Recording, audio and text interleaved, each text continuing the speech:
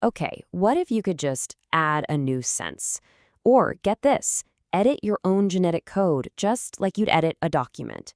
I know, it sounds like science fiction, right? Well, it's not. Today, we're diving into biotechnology, a field that's moving so fast, it's not just about curing diseases anymore, it's on the brink of completely redefining what it even means to be human.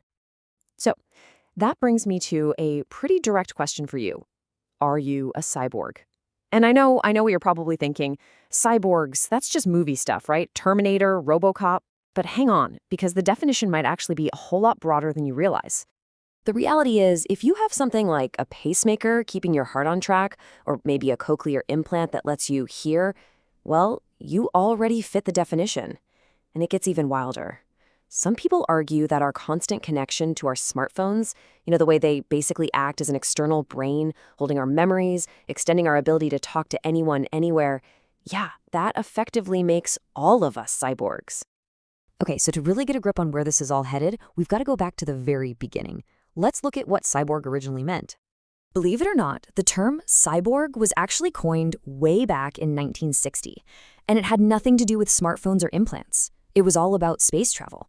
Yeah, two scientists, Manfred Clynes and Nathan Kline, they dreamed up this idea of an enhanced human, a sort of human-machine mix, who could actually survive out in the super hostile environments of space. Pretty cool, right?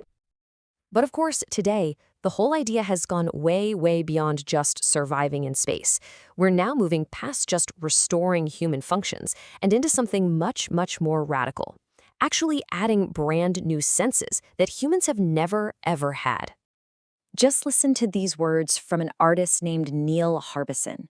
He said, "I started to feel like a cyborg when I noticed that the software and my brain had united and given me an extra sense."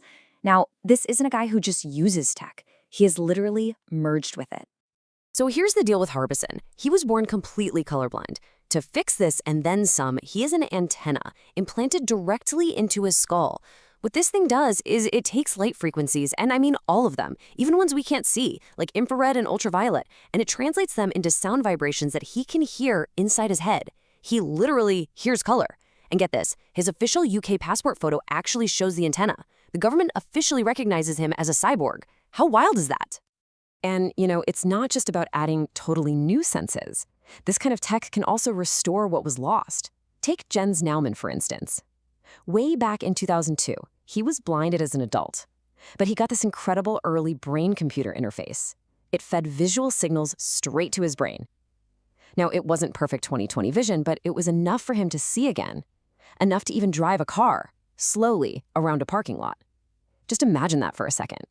Okay, so we've seen how we can merge with machines to get back abilities, or even gain new ones. But what if we could go deeper? What if we could edit our own biological source code?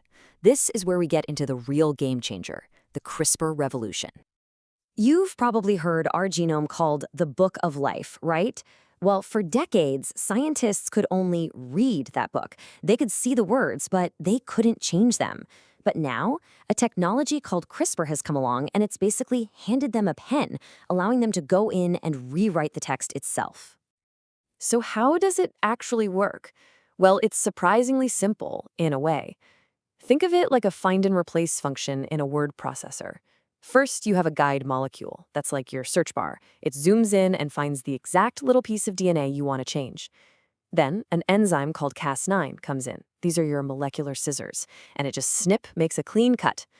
Finally, the cell's own repair crew comes along to fix the break, and that's when scientists can trick it into pasting in a brand new corrected piece of genetic code. Now, the reason CRISPR has absolutely turned science on its head is because it's just so much easier and more flexible than anything that came before it. It's basically become an off-the-shelf technology. And that means labs all over the world, big and small, can now use it, which has just put research into hyperdrive. But, of course, this incredible power forces us to ask some really, really tough questions. This is the great ethical divide. Where exactly do we draw the line between progress and something else? The whole debate really boils down to one key difference: therapy versus enhancement. So therapy is using this amazing tool to cure awful hereditary diseases, right? Like fixing the one tiny gene flaw that causes cystic fibrosis. That sounds great. But enhancement? Well, that's using the exact same tool for non-medical reasons. Think gene doping to boost an athlete's muscle growth or endurance. And this isn't just a theoretical problem. The World Anti-Doping Agency has actually banned gene doping since way back in 2003, and for some very good reasons.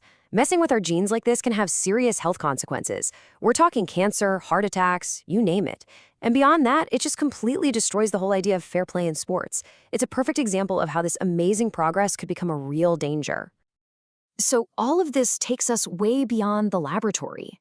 We're now talking about redefining what it means to be human. These aren't just scientific questions anymore. These are choices we have to make as a society. The problem is, we're nowhere near a global agreement on this. More than 40 countries or regions have laws about this kind of thing, modifying genes that can be passed down to our kids, but the laws are all over the place. Some countries have made it a crime, full stop. Others are actively pouring money into the research. This huge divide just shows you how incredibly difficult these choices are. And all this leaves us with some absolutely massive questions for our future. Who gets access to this stuff? Will it just create a new gap between the haves and the have-nots? What about things like gene drives, tools designed to change an entire species in the wild? How do we use that without accidentally destroying an ecosystem forever? And maybe the biggest question of all, who gets to decide? Who draws the line between a disease that needs curing and a trait that's just different? Look, the tools are already here. And they are getting more powerful literally by the day. We are standing at a crossroads, with the power to edit that book of life in our hands. So, as we gain the power to rewrite our own biology, what will we choose to become?